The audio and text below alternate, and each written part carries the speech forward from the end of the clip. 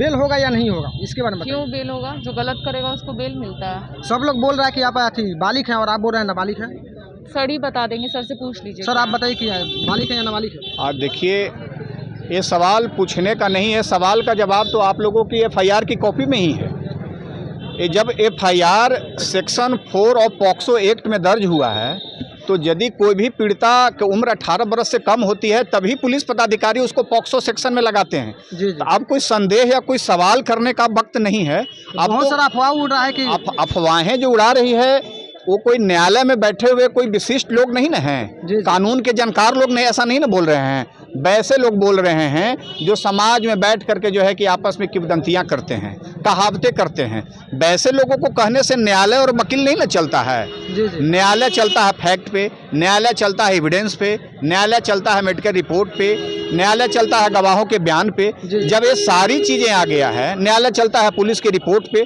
जब police report में ही आ गया कि हमारी पीड़िता जो है कि नाबालिग है, उसकी उम्र 18 वर्ष से कम है, सेक्शन लग गया एफआईआर में, तो अब कहीं से कोई सवाल नहीं होता। जो सवाल उठा रहे हैं वो या तो इसका मतलब कि भटके हुए लोग हैं या फिर कानून की जानकारी नहीं रखते हैं।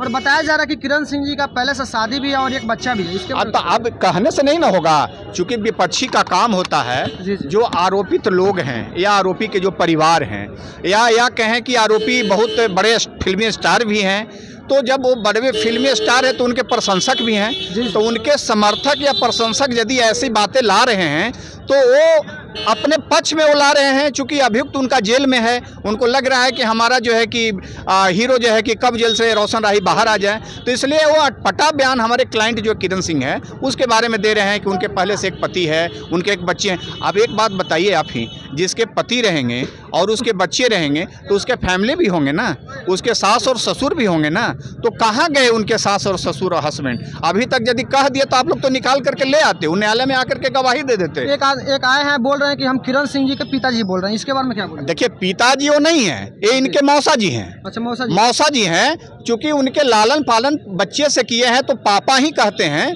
प्यार से होता ही है, आप देखे ही हैं, बहुत सारे लोग चाचा को भी लोग पापा लोग बोलते हैं, तो पापा चाचा जो है पापा नहीं ना हो गए। लेकिन चूंकि पापा का प्यार, चाचा का प्यार पापा की तरफ बच्चों को मिलता है तो चाचा को भी लोग पापा बोलते हैं। तो चूंकि इनका मौसा और मौसी का प्यार माँ पिता की तरह मिला है तो उसे ही ये अपना माँ और पिताजी जो है कि मान रही है। और ऑलरेडी इस केस में वो गवाह हैं, इस केस को सपोर्ट की हैं कि पीड़िता जो है किरण सिंह हमारी बच्ची की तरह है, हमारी बच्ची है, हम उसको अपने तीसरे बच्चे के रूप में पालन पोषण किए हैं। और वो जाके पुलिस के सामने अपने बयान 161 के सीआरपीसी में बयान में दर्ज किया है। इसलिए कोई संदेह की कोई बात नहीं है। और वैसे लोग यदि हैं तो हम उनको खारिज करते हैं, और यदि ऐसे सच्चाई है तो कोर्ट में ले करके आएँ, पुलिस के सामने जाके बयान दिलाएं, तब तो समझेंगे कि इनके पति और इनके बच्चे हैं। चूँकि कह देने से बच्चे की कोई माँ नहीं बन जाती है, उसके लिए मेडिकल प्रूफ होता है, उसके लिए एविडेंस लाना पड़ता है, डॉक्यूमेंट्स लाना पड़ता है। शादी इनकी हुई होगी तो कहीं समाज में न हुई होगी, किसी गांव में हुआ होगा, रिश्तेदारों के बीच में गया हुआ हो, तो क्या कोई रिश्तेदार, इनका कोई परिवार आकर के बताए कि ये पहले से शादीशुदा है?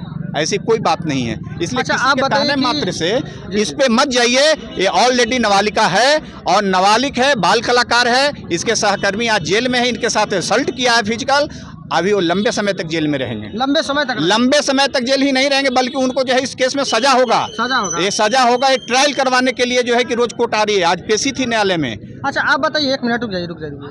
आप बताइए कि आप अपने पति को सजा करवा रहे हैं, आपको थोड़ा सा भी दया नहीं आ रहा? अच्छा, आज पति है जी। कल जिस टाइम मार रहा था उस टाइम क्या था? हैवान था। पहले तो आप लोग एक साथ में रहते थे, खाते पीते थे, आराम से। हैवान था उस टाइम। नहीं, मतलब बहुत सारा अफवाह उड़ाया जा रहा है। आपसे पूछा। जी। आपने पति का नाम दिया। हाँ। जिस टाइम मारता था उस टाइम क्या था? लोग तो बोल रहे हैं कि अपने से फाड़ लिया और रंग लगा लिया। दब जाए इस मैटर में, रंग लगा लिए हैं। बहुत सारा लोग बोल रहे हैं कि रंग लगा लिया। कोर्ट में पता चलेगा ना कि रंग लगा हुआ है, कि खून है, कि फेक है, कि रियल है। मतलब आपको थोड़ा सा भी माया नहीं लग रहा कि उनको बाहर निकाल दे, फिर से एक साथ में रहे? क्यों?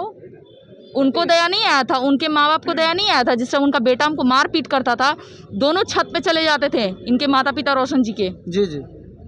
उस टाइम क्यों जाते थे वो? अब आप दोनों साथ में रह सकते हैं कि नहीं? नहीं, वो कभी नहीं। सजा करवाइएगा? हाँ। कितना दिन का सजा हो सकता है?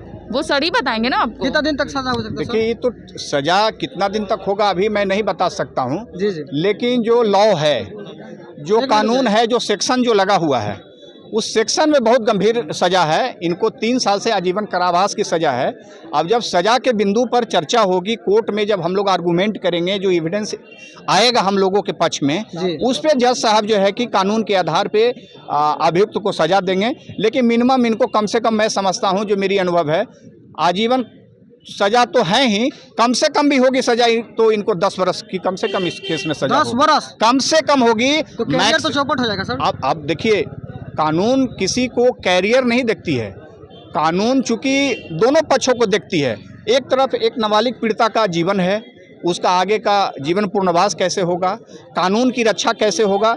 चूँकि पॉक्सो एक्ट बना ही गया है छोटे बच्चों को इस प्रकार के जुल्म से बचाने के लिए, तो जब कानून बना है तो उसमें सजा का प्रावधान किया गया है। तो सर आप इसमें दोनों को मैनेज करवा के फिर से एक साथ में भी तो रख सकते हैं। आप देखिए कैसा सवाल कर रहे हैं। मैं एक वकील हूँ, मेरा काम मैनेज करना नहीं होता है। मेरा काम अपने क्लाइंट के फेवर में कोर्ट में उनकी बात को रखना होता है। मैनेज कराना आउट ऑफ कोर्ट समाज के लोग करते हैं। वकील का काम मैनेज कराना किसी केस का नहीं होता है। मैनेज कराना पुलिस का काम होता है। मैनेज कराना सरकार के सिस्टम में बैठे हुए लोगों का काम होता है। हमारा प्रोफेशनल कंडक्ट कहता है कि हम जिस क्लाइंट का, जिसके लिए हम पैरवी कर रहे हैं, उसके पक्ष में उसकी पैरवी करें कोर्ट में।